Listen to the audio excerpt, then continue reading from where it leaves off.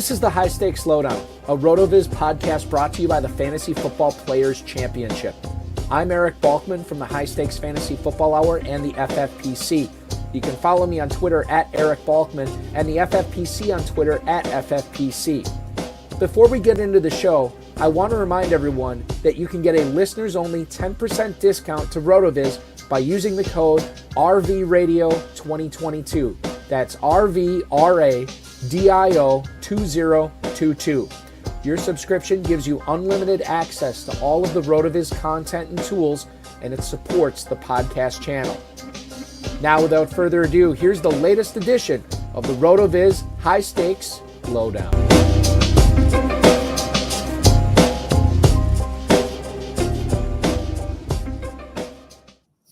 Welcome into December, everybody. December 5th, 2023, here on the RotoViz High-Stakes Lowdown. I am Eric Balkman from the FFPC, the High-Stakes Fantasy Football Hour, and the Better Sports Network's High-Stakes Fantasy Football Show. You follow me on the X at Eric Balkman. Remember to follow RotoViz on the X at RotoViz. Welcome in, everybody. So glad that you're hanging out on a Tuesday night with us here as we get into the stretch run of the fantasy football season. Before we get into the show tonight, I do want to remind everybody that maybe your season-long dreams are dashed this year. Maybe you're not moving on into the championship round of the main event or the FantasyPros Championship. Don't forget, we do have weekly action over at the FFPC at myffpc.com. Play the FFPC Weekly Challenge. There's no draft. There's no salary cap. Just choose 10 players or 12 players if you want to play with kickers and defenses by 1 p.m. on Sunday, and you can watch those points pile up for your team all throughout the weekend. Remember, only one player per NFL team, no stacking. You cannot have Lamar Jackson and Zay Flowers on the same team. You can't have C.J. Stroud and Nico Collins on the same team. Nothing like that. $35 to enter, $200 to enter, whatever you want to do. We got a price point for you. Win up to $2,500 this weekend alone. Remember to like, subscribe, comment, share, and get notified every time we go live here on this FFPC YouTube channel, as well as Twitter and Facebook, which we're live on tonight. So hi, how are you if you're watching us from there as well? Let's welcome in tonight's guest on the RotoViz HSLD. He has won well over $100,000 in his FFPC high-stakes fantasy football career. He joins me tonight to talk about his chase for a $1 million grand prize in the FantasyPros Championship, a competition of which he is sitting in 25th overall right now. That's with well over 14,000 teams in that contest.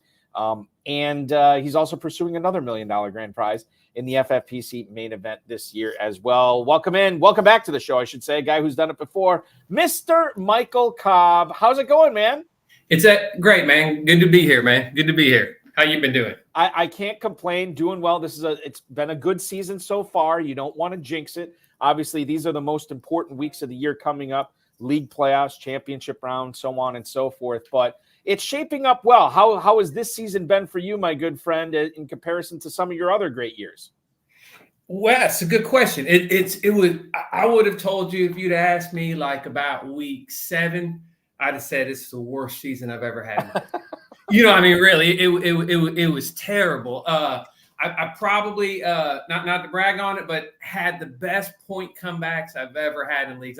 It's kind of geeky, but every week I go through at the end of Tuesday, I go through and I'll write down where I am relative to seed 1, 2, 3, 4. I had several teams that heading into like week 8 were about 150 points from just seed 4 that just stormed back, got in. So ended up having a decent regular season. The playoffs this week were a little rough, though. They were a little rough, so we'll try to regroup and go on. But it's been okay, a little up and down. So I got some contenders, though. When you talked about the teams that really stormed back, the teams that really made that 150 plus point deficit in several of your leagues, tightened that up. Were there any like players that were that you had on multiple teams? Like, was there anybody that really turned it on for you specifically? A few, sure. Sometimes it was just like an internal improvement, like say Dak, for instance. Mm-hmm. He was my top quarterback. He's not, after 5 or 6 weeks, I'm thinking, well, this was a mistake relying on this guy, and then he turns it around. I'm real big on the injury suspension discounts for players that you can get, the multiple round discount on. So a lot of Jonathan Taylor, I know he's down now, a lot of Alvin Kamara. So guys that just weren't there the first few weeks. And I tend to be focused really in my drafting and everything on how I think a guy's going to do later than earlier. So it's just kind of a little bit of a natural progression, working the wire really hard, that kind of thing. So just, that kind of stuff. It just started to come together. We are going to come together to talk about a few things tonight on the show. We're going to talk about whether FFPC players have found something in Tucker Kraft in Green Bay with Luke Musgrave on injured reserve. And we're going to talk about the Texans receiver you want in your lineup that is going to replace all those targets that Tank Dell was seeing from C.J. Stroud in Houston and much more. Let's kick things off tonight, Michael, and we'll talk about an interesting situation in Tennessee. This is something I didn't even realize till probably, I don't know, like 3 hours or so ago. We have 2 Monday night games this week. I knew the Packers and Giants were playing. I did not also realize that the Titans and Dolphins were playing at the same time. Titans and Dolphins on ESPN. Packers and Giants going to be on ABC tonight. It's a Monday night, beg your pardon, as well. Now, what's interesting about this is Derrick Henry was in concussion protocol, then he wasn't in concussion protocol, then he never was in concussion protocol, so we don't know exactly what's going on with him, which makes this problematic for Derrick Henry owners. It also kind of makes it problematic for Tyjae Spears owners as well, who would love to play him, but I don't know necessarily if they want to get him in their lineups if Henry's playing. I don't know if you have any situations where you have both of these guys on your team. Certainly, you probably have some teams with one or the other of these guys. What are you expecting from Tennessee this week, and how are you treating it in your leagues? Yeah, and also I didn't know until like a few days ago we had another dual Monday nighter. Mm-hmm. So I was like, whoa, had no idea. Well, I don't know why they start that at the same time, by the way. Why did they do that? Never understood that. So I didn't draft Derrick Henry at all this year, at all. Part of the reason was I just thought Spears was going to cut into him. Now, lately, the King has been coming on, and he's been fine. Anyone who drafted him been a solid pick for where you got him. Tyjae Spears is my most drafted running back. So I know how people in fantasy like to say I don't root for injury. I'm not going to lie to you. I've kind of wanted the King to go down all year. So when I saw him going down last week, I got a little bit excited. I actually had Spears in a FFPC playoff because it was a Jacobs Taylor team, so I had to throw him in there. He did fine. I was excited. I thought, woo, what I've been waiting on all year, it's about to come to fruition. So I was pretty disappointed, not going to lie, when I heard that he wasn't in the concussion protocol. And I, from everything I can gather, I mean, I think back, like, let me backtrack a little bit. Remember the week before, Demario Douglas had his head taken off in the game. They said he was not in the concussion protocol. They put him back in it later, and it's so bad that he looks like he has no shot to play this week. So he's out 2 weeks. This seems to be like the reverse Demario Douglas situation, where we thought Henry was going to be in concussion protocol. I don't think anything is going to come up about it. He's a different kind of guy. I don't think he's going to miss. And I would assume that by Saturday or Sunday, we'd all know this for sure. So I don't think there's going to be a lot of like, it's a Monday, so I don't know if the guy's going to go or not. My guess is Henry's going to go to my, which I'm not rooting for, but that's what I think is going to happen.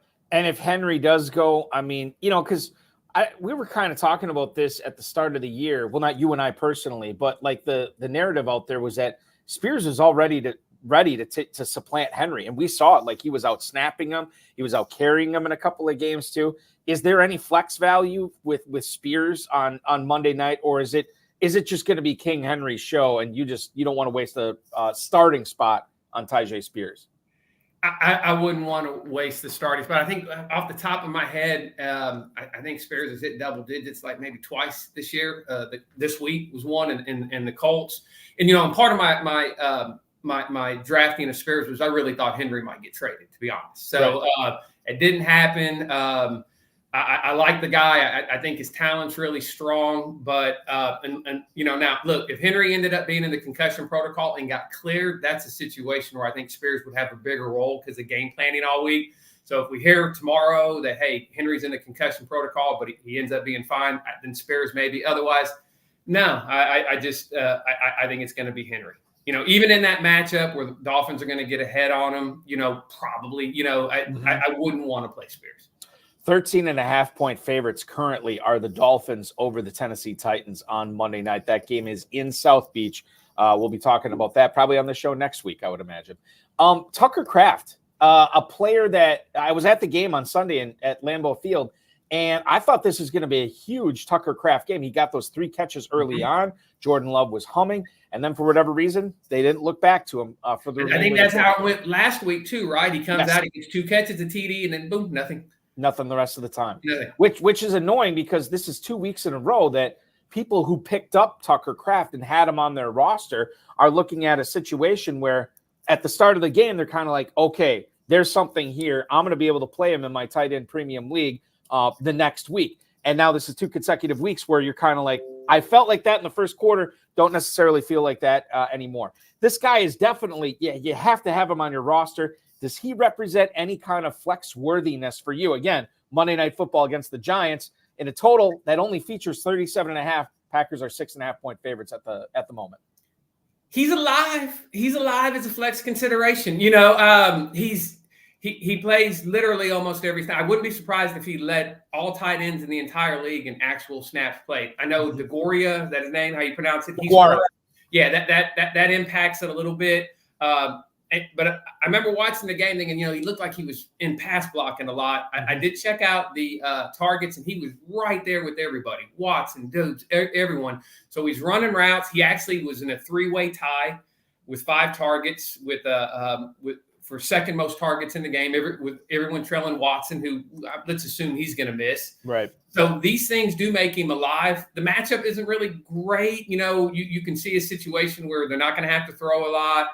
Giants blitz heavy. They bring him into, pass block. But if you literally think most of the targets that he's had is when he chips and then he goes out for a short catch, which isn't necessarily the highest value targets. But when a tight end gets 1.5 points, you can feed him up with 2 or 3 yard targets, and I'm happy as could be.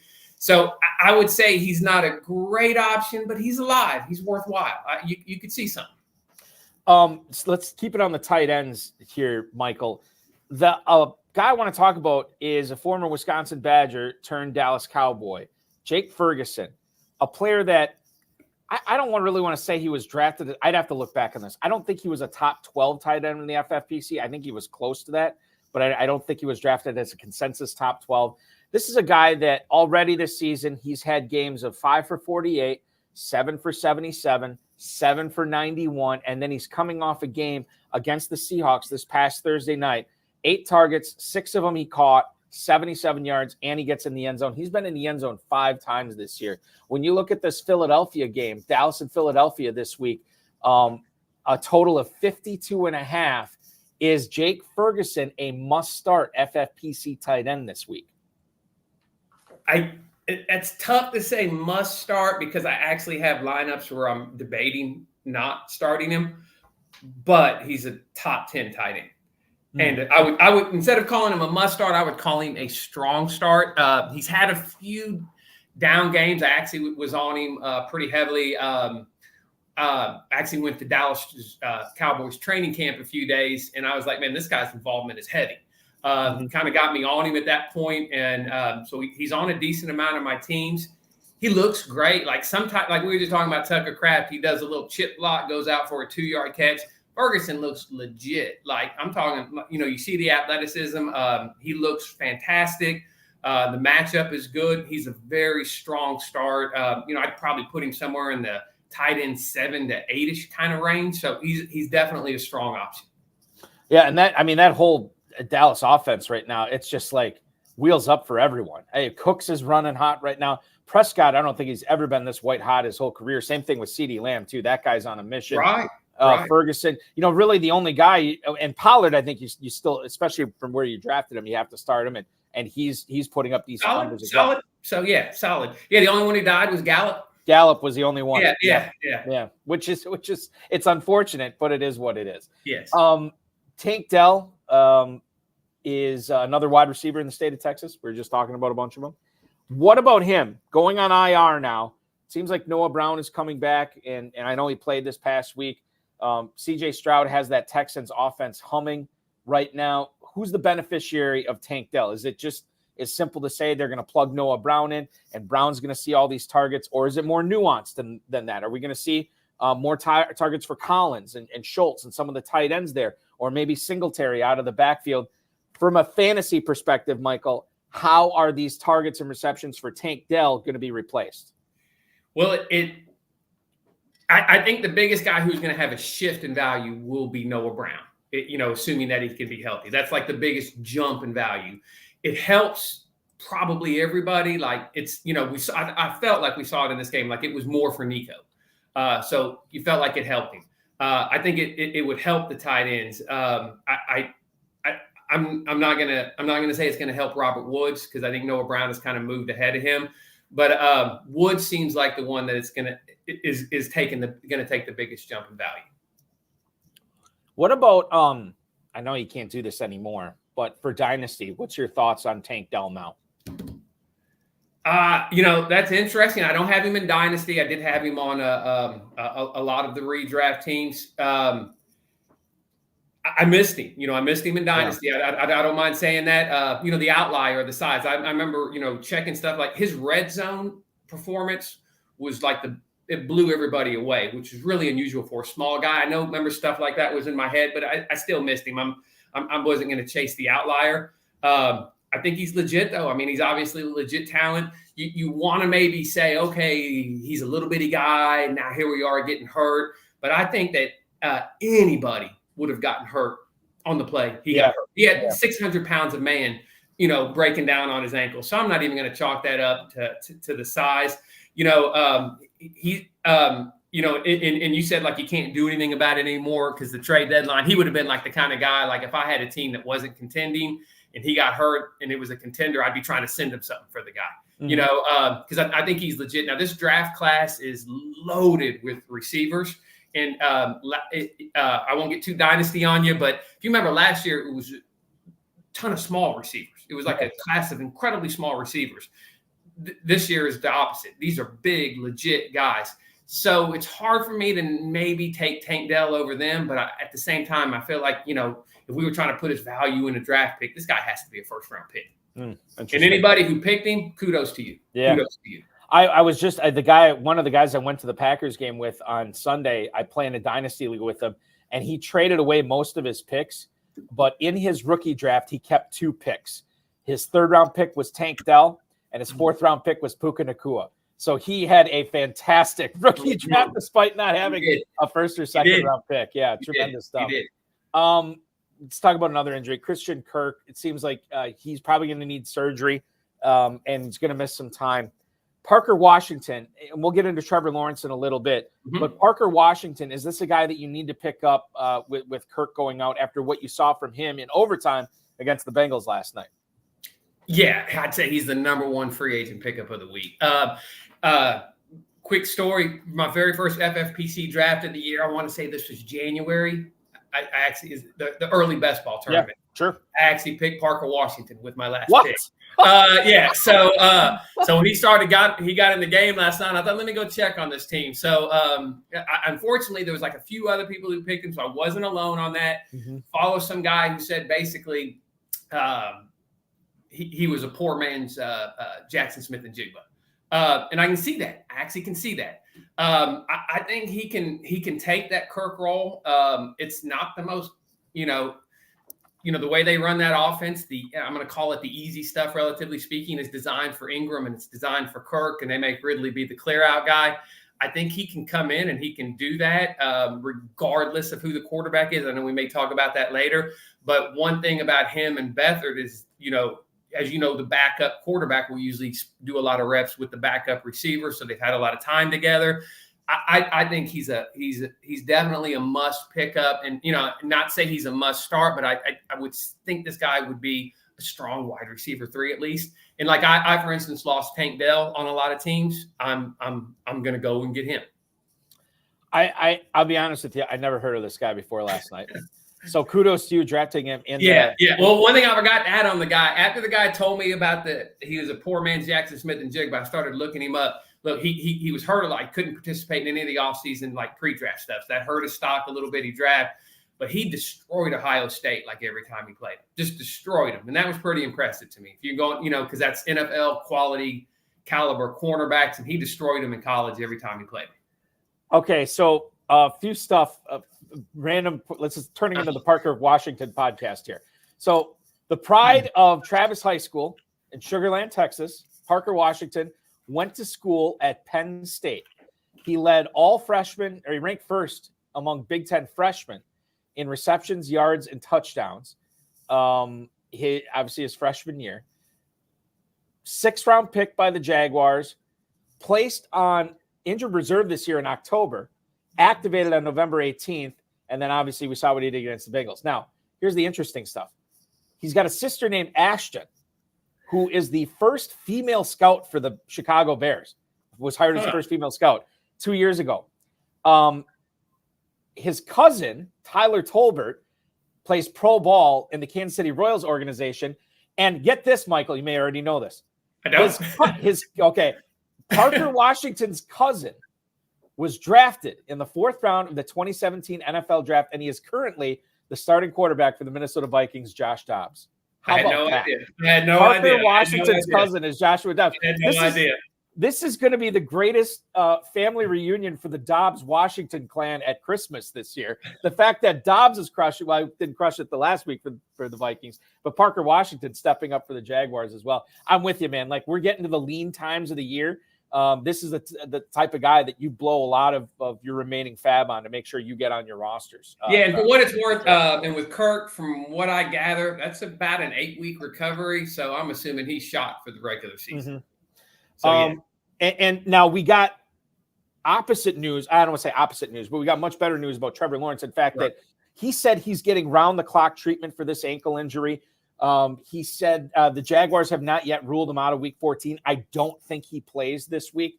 But, man, this is a tough game for Jacksonville. They take on the Browns, potentially with C.J. Beathard as their starting quarterback. What are you doing with your Jaguars? I mean, ETN's really tough to sit, but what about guys like Calvin Ridley? What about Evan Engram? Like, these guys going forward with Beathard, who are you confident in and who are you not confident in at all in Week 14 against Cleveland? Yeah, well, and won't play either, but I'm guessing he's also only going to miss one game. You know, remember, Mahomes didn't miss at all last year, but that was the playoffs in the Super Bowl. This is a little bit different, but he's a pretty tough guy, probably miss a game. Browns defense, it's reeling a little bit. Myles Garrett isn't the same. I don't even think he showed up on the stat sheet last week. Denzel Ward, his health is huge, especially as it relates to Ridley. If he's healthy, I don't want to touch Ridley. Ridley's pretty up and down anyway, but he's a press man cover, and Ridley has not done well against that kind of coverage. I'm not at all scared off of Ingram and not even Parker Washington. And it just relates to the scheme that the Jags run, which is, again, Ridley, mainly the boundary clear out guy. Ingram, a lot of the short stuff, schemed up stuff. I think Parker Washington is going to have a lot of that. It's the little shorter over the middle stuff that I think will be there for them. I'm very confident of Ingram and, a decent degree of confidence in Washington. And as you said, if you've got ETN, you probably don't have better options to bench. Yeah. And you could also see, again, a lot of it could be dump off heavy and that sort of thing. So as surprising as it is, not a ton of change other than the fact that Ridley, if Ward is playing, is unplayable. The game right now, oh my goodness, this is like Iowa Hawkeyes football. The Browns are 3-point favorites in that game, a total of 30.5. 30.5. Michael, this wasn't on the show sheet, but scoring is significantly down in the NFL this year. Mm-hmm. I don't know if there was a way we could have prepped for that in our drafts, but is there anything you're going to be changing, as you know right now, in next year's drafts based on the level of quarterback play we've seen from top to bottom in the NFL and the significantly less low scoring or significantly more low scoring games in the NFL for fantasy? Is there a way to exploit that at all? Yeah, I'm not really sure. The only thing that I kind of had thought about was I'm going to put an increased emphasis on drafting multiple quarterbacks because of all the quarterback injuries that we've had. So I know that, again, that's one of the things I was thinking. With the other stuff, like maybe you'd want to say, well, okay, because the scoring is down and offensive play is bad, let me target defensive matchups more. The problem with that is a lot of these the scoring is down because of injuries, and hell, you don't know that's going to happen when you're in a draft. You can stream it on the wire, but you can't draft that way. So really, just the biggest thing for me is never walking out of a draft without multiple quarterbacks. And I've definitely been guilty of that, or especially if I take a stud early, like, okay, I'm good. If I lose this guy, I'm done anyway. That kind of mentality. I want to have a lot of quarterbacks from now on. I was, playing in the KFFSC for all these years. A lot of times I would wait till 8, 9, 10 quarterbacks were off the board and I'd take one and then that'd be it. And not in 2022, I got burned on that big time with Prescott going down early in the season and Stafford going down early in the season. I had a lot of those guys, and then you're trying to pick guys up off the waiver wire, and it's not there. I mean, you can't be a dominant team with players like that. So this year I put an emphasis on it already. Like, if I'm going to wait till 10 quarterbacks are off the board, I'm taking the 11th one, and I'm probably taking quarterback 13 or quarterback 14. Like, I don't want to wait around for somebody at the end. Now, Stroud is a guy that I'm totally whiffed on this year. Did not have him in any leagues, not dynasty leagues or anything. And that's really frustrating. But that's more of like lightning in a bottle. You really can't count on stuff like that happening. No, you can. And I didn't draft him at all. I ended up going on a massive buying spree after week 1 in free agency. Ended up putting him on actually a lot of teams. He actually blew me away from week 1. So I thought, this guy's legitimate. Typically with the rookie quarterback, I either need you to have exceptional weapons or be a great athlete. And I didn't, and that saved me from Bryce Young, by the way. But Stroud, first of all, he's more athletic than I probably gave him credit for, and also are his weapons. But he's legit. I did miss in dynasty as well, but at least in redraft, I did load up on him. He's been a key guy for me. Yeah, Stroud's going to be really, really, really good for years to come. Let's talk about the New England running back situation. Ramondre Stevenson, is this a guy that you'd be dropping at this point, Michael? It sounds like this is not a quick thing, a quick turnaround for him either. I don't think I would drop. I know it's the high ankle and we only have a few weeks left. I'd probably hang on at least till I, get some other news. But what an ugly situation. I mean, That's ugly. I'm loaded up on Demario Douglas, by the way. I actually think he's my most owned player in FFPC. I went massive on Demario. He's fine because, he can catch the little short stuff whenever he comes from his concussion. He's 10, 15 points in a bottle every week. Maybe gets in the end zone, gets you more. He's been fine. There's nothing else I've wanted on this team. I'd be scrambling for receivers. So I'd see, hey, Devontae Parker's playing every snap, running every route, and then he wouldn't do anything. Kendrick Bourne looked like somebody, then he got hurt. It's so ugly. It's just ugly, and I don't really want to mess with it. So I'm not excited about Elliott. He had 4 catches this week. He could do the thing where he catches some dump offs. He could get in the end zone. There's a path where he could give you a 15, 20-point game. I wouldn't be excited about it. It's one of the worst, deadest offenses I've ever seen in my life. And is there any, does it give you any more encouragement seeing what James Conner did to the Steelers last week? I think he was right. I think just over 100 total yards. He got in the end zone twice. I don't view Elliott and Conner as dissimilar players, or at least all that dissimilar. Is there any, any part of you, Michael, that says, God, if Conner can do this, you would think Elliott would be able to do this? Not like the Cardinals are a world-beating offense, although they do have a significantly better quarterback than New England does. Yeah, the Arizona offense is a little bit more alive, than that New England one. How much this had to do with it, I don't know. But, you can't – I don't know if you want to – the James Conner returning to Pittsburgh game and all the motivation and all that stuff behind it. I can't see him having necessarily a James Conner game. Okay. In my opinion, also, he's a little bit their age may be the same. Hell, Zeke may be younger than him for all I know. But wear and tear is something else. Zeke's looked better than I thought he would. I'll give him credit for that. I not quite up to Conner. But again, like you asked, could I see Zeke popping in the end zone and getting 4 or 5 dump offs, and then all of a sudden you're up to a 20-point game? Yeah, sure. Okay. Sure. He'd be like what I would call a viable option this week. I wouldn't love it, but he's in that running back 2-3 range. So, and I could see, like, the thing is, like, it's not like a desirable option, but it's a passable option. This would have been the perfect option with 6 teams on bye last week. I was, just sitting there thinking that, because I had to put some guys out last week. Like, well, I didn't want to do that at all. And I'm pretty heavy on Jonathan Taylor. Mm-hmm. I wasn't really prepared for him to be out, and I had some bad options. A guy like Zeke would have been in a ton of lineups last week. Ton of lineups. For what it's worth, I'm going to do some quick math in my head, and this always ends up bad. But I believe that James Conner is 11 weeks older than Ezekiel Elliott. So they're very, very similar in age as far as that goes.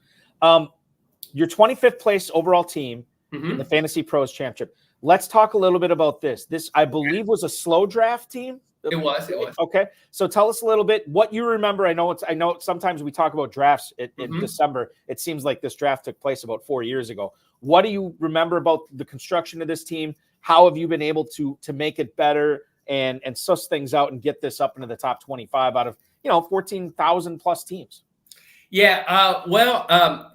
It's funny because, yes, it was slow draft. It was really late, and that kind of, well, at least for most of the year, helped me with a little bit of I don't know if you want to call it dumb luck or just not knowing stuff, was the NFL schedule had not come out yet when we had this draft. So I had drafted, it's kind of reverse of how they went, but I took Hawkinson in round 2. Now I'm picking out of the 3-hole. And I took Mark Andrews in round 3. Later on in drafts, Mark Andrews went ahead. Well, I had no idea they would both end up with week 13 buys.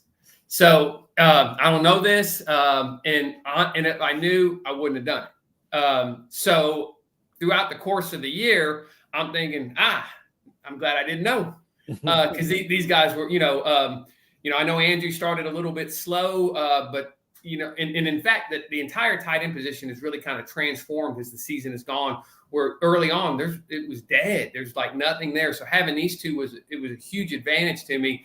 As the season's progressed, we've had a ton of guys coming on and really strengthening up the tight end spot. But that was a big help to me kind of early on with, again, just kind of because I didn't know. Otherwise, I never would have done that. Now that I've lost Andrews, and again, he was the second one I picked, I find myself thinking, damn it, wish I would have known, because maybe I would have avoided him. But that was a key part in terms of the team.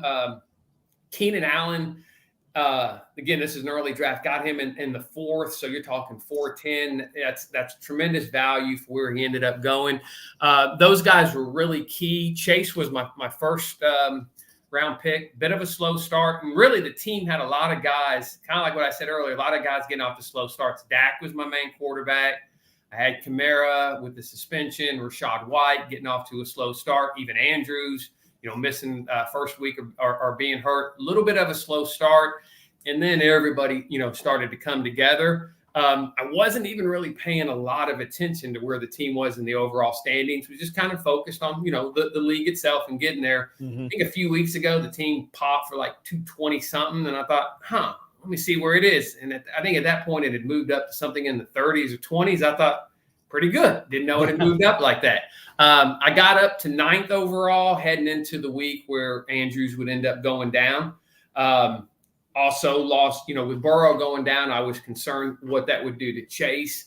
He's making a case to be one of the more quarterback-proof, receivers going. So maybe I overreacted to him. But in terms of like the rest of the team, it wasn't a lot of like, hey, I just went out and crushed it on the wire. Tank Dell was a huge pickup. Okay, that's huge. And again, I've lost him as well. Demario Douglas, who I mentioned, got some good depth. Main thing that helped the team is I didn't have what I felt was like a real bust until the 9th round, which was Jahan Dotson. Oh, yeah. And also putting him in the lineup the first few weeks until I learned, okay, let's stop doing this. So that's kind of like helped the team turn around. It got Tank, and then, again, just got a lot of the internal improvement with Dak, Kamara, Rashad White, and everything kind of taken off. And I've fallen back to 25th place. I've lost Andrews. I've lost Tank. We'll see about getting some replacements. I got enough money to get anybody I want in the league. I'm going to go buy Parker Washington. I got Isaiah Likely. I'm doing the best I can. There's some talent there. We'll see what it can do. Getting back to the Andrews discussion for this specific team and not knowing what the schedule was when you're drafting it, does this make you more likely to not be concerned with bye weeks in regards to players that you're only going to draft 2 of, like tight ends or quarterbacks or anything like that in future drafts? Or does this not have that big of an impact for you? I would not want to draft 2 of the same in terms of like having the same bye week. I would not have done that if I had known. Okay. That's why I meant like when it was going good, when Andrews was healthy, I'm like glad I didn't know, Right. but it wouldn't be anything I wanted to do. Matter of fact, and it's kind of almost funny to me how it backfired. So when I realized this, when I walked out of the original draft, I had drafted Hawkinson, Andrews, and Likely, and kind of thinking, okay, I'm protected. I don't need a tight end. As soon as I saw week 13, I thought, damn, that's the first week of the playoffs. I'm going to need to do something.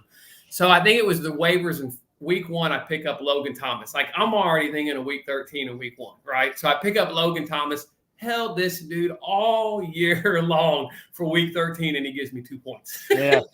So, I mean, that's how it goes sometimes, man. You know what I mean? Yeah. So, yeah. So did you end up keeping the 4 tight ends on your roster then? No, I cut Likely. Okay. And then I went and I bid on him. I got him back. So, but I paid handsomely for him. Yes. Yes, I'm sure you did. Your week 14 waiver wire targets. We've touched on a couple of guys already, especially Parker Washington. You said you're going to go out and get him. Is there anybody else that you want to go out and get this week heading into the final 4 weeks of the season? Yeah, sure. And I think I've said this on the show before, and I've been on this time of year. I love FFPC playoff waivers when it's just the 4 teams. And if you're fortunate enough to position yourself where you don't even have to worry about the bid, you just know you can come in and take whatever 2 or 3 players you want. It's fantastic. I love it when you can put yourself. I'm not in that position. Sometimes I'm at the mercy of others, but when you can control that, it's great. Brevin Jordan's an interesting one for me. And you were talking earlier about people who may benefit. I haven't, we won't get any updates till tomorrow, but I can't recall a guy who had a hamstring and missed a game and was only a 1-week injury. Brevin Jordan, he's kind of an interesting guy to me. A few quarterbacks kind of cropped up. Jake Browning's still out there. I've always been a big Jameis Winston guy. An interception to us is -1. It's not a big deal, man. It's not a big deal. He makes things happen. And I wasn't big on Olave. If I had Olave, I'd be so pulling for Winston to get the job. I think he can unlock him in an amazing way, which almost kind of scares me because I don't have Olave. But those are some of like the main guys I'm kind of looking at. And so I forgot one. He's just a handcuff. I'm not expecting him to start, but I sure would like to be sitting on Chase Brown. Yes, for sure. Absolutely. Yeah. 9 carries for 61 yards last night. He looked great. And I went on a dynasty buying spree on him a few weeks ago because I heard they were going to do the increase the roll bit. So I went and got him everywhere I could. He's not going to do anything as long as Mixon is healthy, but hey, stuff happens. So what about Browning here? Let's get back to him for a second. I know he's, not exactly the guy you want to see. And before we get to that, just touch on the Winston thing. So I'm a Florida State fan, so I've always liked Winston. But I was telling our mutual friend Dave Gerzak the other day about this. I'm like, God, I kind of almost hope Derek Carr, it takes a little bit to heal up and make sure he's ready to go because, God, I love the idea of Winston pumping the ball downfield, the Juwan Johnson and Chris Olave. Like, you just don't really see that that's part of the reason Alvin Kamara has been so valuable this year because Derek Carr's been dumping it off to him a ton. Right. And I'm big on Kamara, so that actually concerns me a little bit. Right. But, I've always liked Jameis. I've been telling people I think this guy has the worst agent alive. I don't know how he's stuck in this low-paid backup role. Even if he'd just been sitting on the street, wouldn't someone with all these quarterback issues have come calling, paid him more, giving him a job? Like, I hate it for him that he's stuck in this situation. Right. So I've always been pulling for the guy. I can't remember. There was a game a few weeks ago where he had to come in for Carr, and he made one of the most incredible passes. You know the game I'm talking about? I think it was to Shaheed. It was from one sideline to the other for a touchdown. Yeah. It was beautiful. I mean, an incredible throw. And as much as I don't like it for Kamara, I've thought the team has been too stubborn to not turn to him, to be honest. Browning, let's talk about him for a second. Okay. He's got all the weapons, man. Like, I feel like when I'm placing my bids this week in Kentucky and everything, dynasty or whatever, and I'm trying to have a good backup quarterback, Browning's not the worst guy in the world to have. And he demonstrated last night. I couldn't believe the numbers at the end of the game. Peyton Manning on the Manning cast was ripping on the Bengals for calling that failed fake play when he's like, Browning hasn't thrown an incomplete pass all night. Why are they running this? Browning looked great, Michael. He looked great. He did look great. I mean, it reminds me a lot of, I know he's been in the league a lot longer than hasn't played, but it reminds me a lot of Purdy, from last year, where he comes in and it just never seems too big for him. And he's got the weapons. He's got the weapons. The weapons are there, and he doesn't seem erratic. He doesn't seem rushed. None of it seems too big for him. So yeah, I mean, I think he's one of the guys to go get. I have to look this up because it blew me away. I want to make sure I heard this right. Number one, but he, as a senior in high school, I think he still holds the national. He holds the California high school passing record or something crazy like that. 5,709 yards. That's a California record, and then a national record, 91 passing touchdowns his senior year. 91. That's insane. How many games is that, by the way? Do you see that in front of you? I'm curious. No, I don't see it. I don't see how many games. Gatorade Football Player of the Year as a junior and as a senior. I do know that in his career in high school, it was 46 games. So if he's playing, 12 games, about 11 or 12 games a year, which is pretty crazy. He threw for 16,775 yards, and he threw not just, ran in, combined. He threw for 229 touchdowns in his high school career. That is crazy. Wow. So he can do it. That is crazy. He must have been the king. He must have been the king in high school. I can't. And then he ends up going to he had a 4.0 GPA too in high school, and only a 4-star recruit, third best pro style quarterback in his class.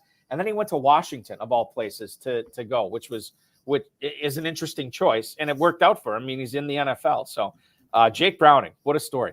So this episode will forever be known as your go-to for Parker Washington and Jake Browning trivia. We got it all tonight on the show. It's late in the year. It's late in the year. That's right. Let's go to Al Paul, who's in the YouTube chat right now. He has a question. He wants us to touch on how big of an advantage it is for the points per game average for teams going into the championship rounds. This is his first year in the FFPC, and he doubles down, but he adds that a realistic points per game to come back from those top 10 teams. So as we know, in the main event, FFPC main event, the Fantasy Pros Championship round, it's a 3-week sprint. It's your total number of points you average throughout the season, plus whatever you put up in those 3 weeks. Now, we have seen some teams go on some incredible runs. We've also seen some teams, I think about last year with the Go Bills franchise, those guys hit on one big time. I think they're about 40th or 50th overall, and they just made one simple lineup switch. I can't remember if it was the first week or the second week of the championship round. And they started, I can't remember. It might have been McKinnon. They had McKinnon. McKinnon, yeah. And they benched, I don't know who it was. Oh, it was Bam Knight. It was Bam Knight from the Jets. They benched him and they put McKinnon in. And it worked out. They had a massive week and they took over first place. So is it an advantage to have a lead? Yes, it is an advantage.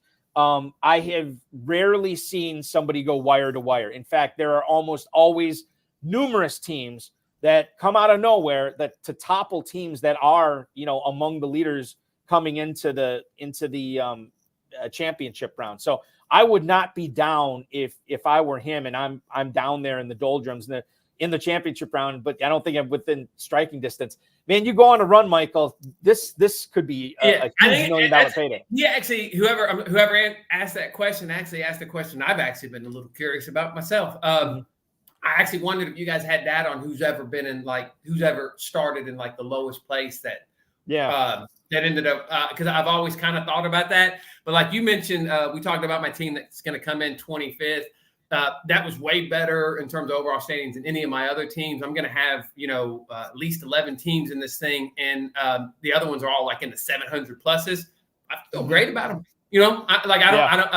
Sure, it's a little bit of a gap, but maybe I'm naive and nobody's actually made up coming in from the 700s and made it. But I feel like, hey, I feel like, it's not that much when you really do the average. You just got to hit it right.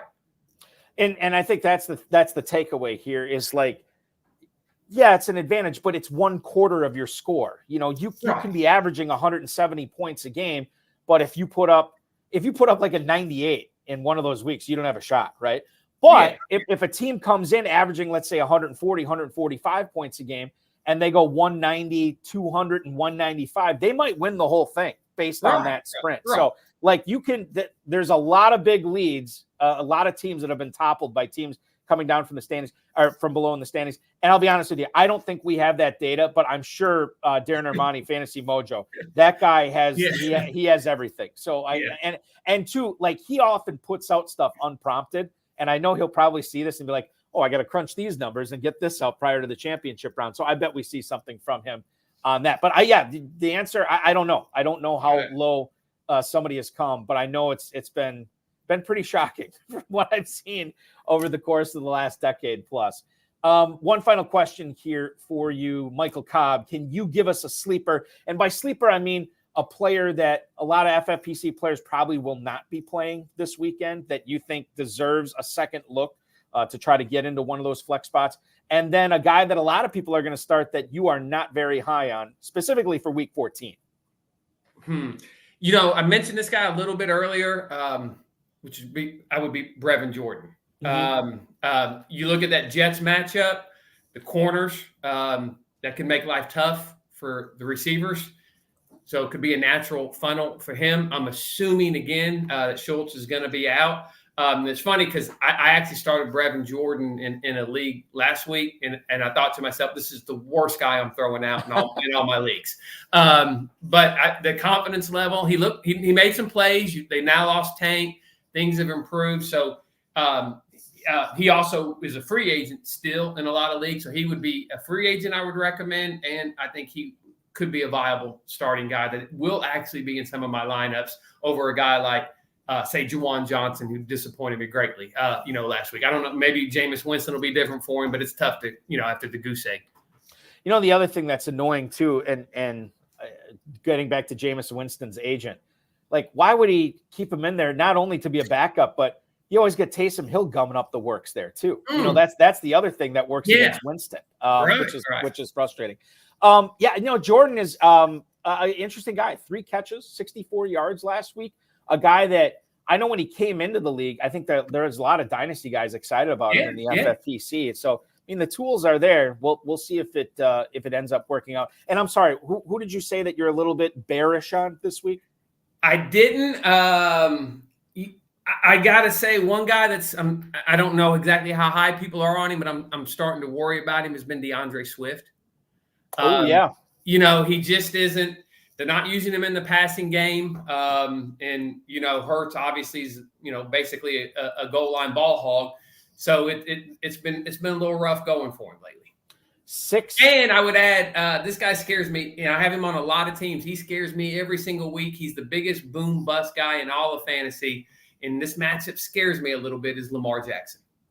And for what it's worth, I'm going to start Lamar everywhere I have him. He scares me though. Scares the hell out of me. Yeah. He seems perfectly content to let other people, get the TDs, do the stuff, and get the win. And I just don't know against the Rams how much he's going to feel like he's going to, they're going to need to rely on him. So he worries me, but I can't bench him. 6 carries for 13 yards for DeAndre Swift last week. He also had a pair of catches. Let me bring this up about Lamar Jackson. I am facing this decision in one of my leagues. In fact, you may be in this league with me. I'm not sure. But I have 2 quarterbacks in this league, Lamar Jackson and Brock Purdy.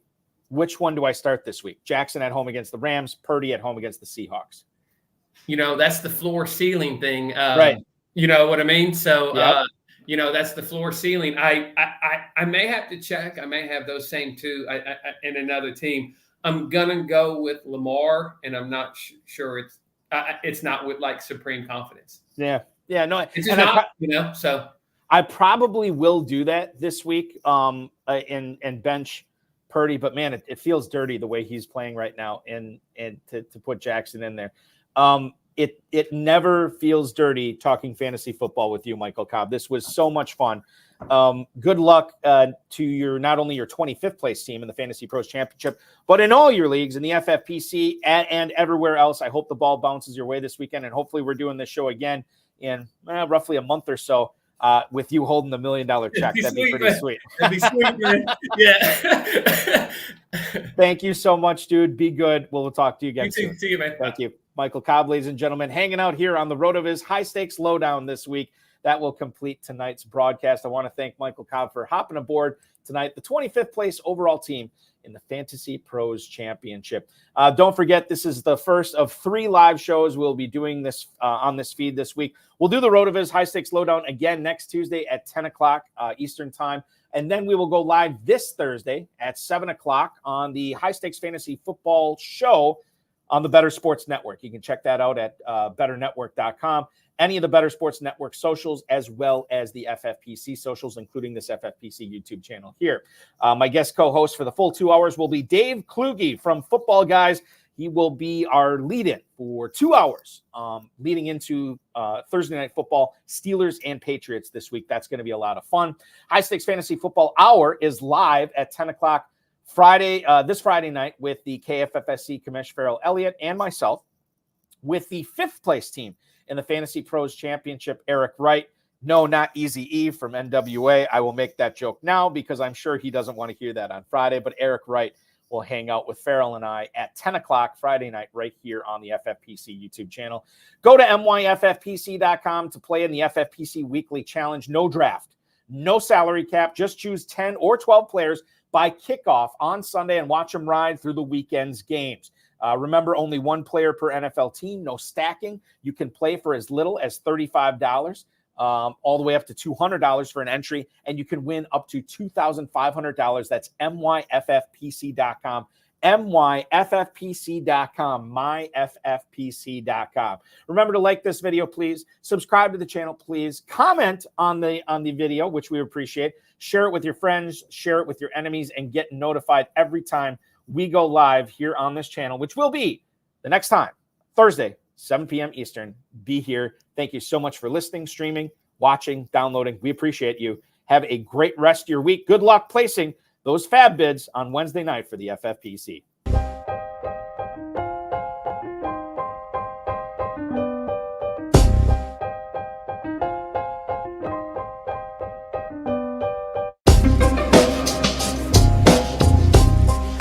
Thank you for listening to the High Stakes Lowdown, a RotoViz podcast brought to you by the Fantasy Football Players Championship.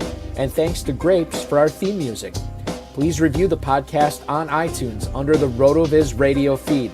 It helps us find new listeners. Contact us via email, rotovizradio@gmail.com. We'd love to hear what you think, and follow us on Twitter at RotoVizRadio. And remember, you can always support the show by subscribing to RotoViz at a 10% discount through the NFL podcast homepage, rotoviz.com/podcast.